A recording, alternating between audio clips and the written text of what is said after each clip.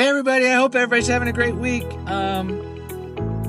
Today I want to talk about the significance of the passage of time when it comes to real estate.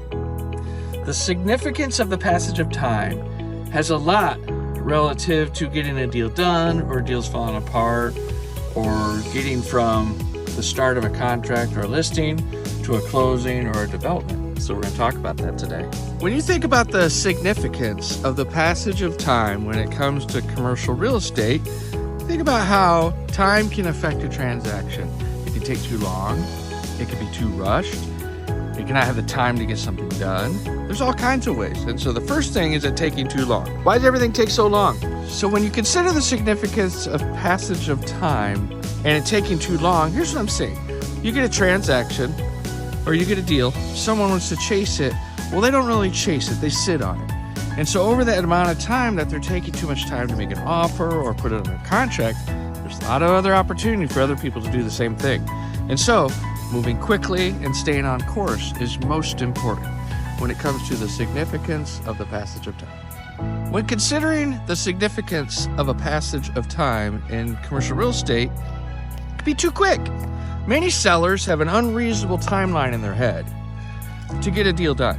And so they put a buyer in a position where no matter what, they're not going to hit that timeline. And what happens?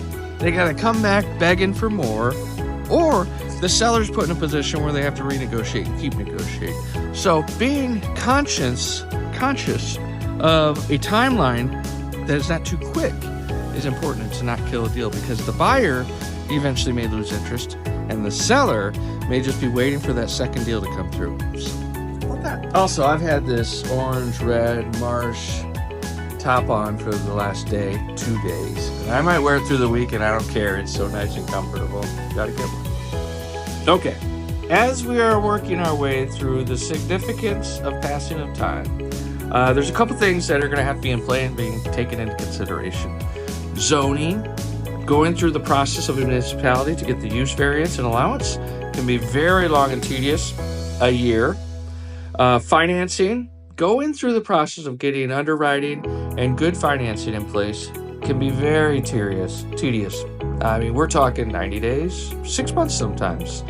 And also, just the due diligence in the product and making sure it works for a user or a tenant or an investor can take a lot of time. We're talking months. So making sure you understand the process and the timeline will give you a very good understanding of the significance of the passage of time.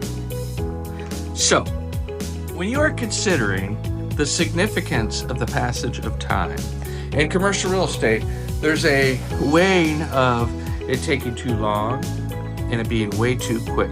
So finding that nice medium there in the middle and knowing the process and understanding what it's going to take time-wise to get a deal done. When someone says to me, Kurt, I want to give them this much time to buy, and I say, well, nothing happens in under a year, I know what I'm talking about.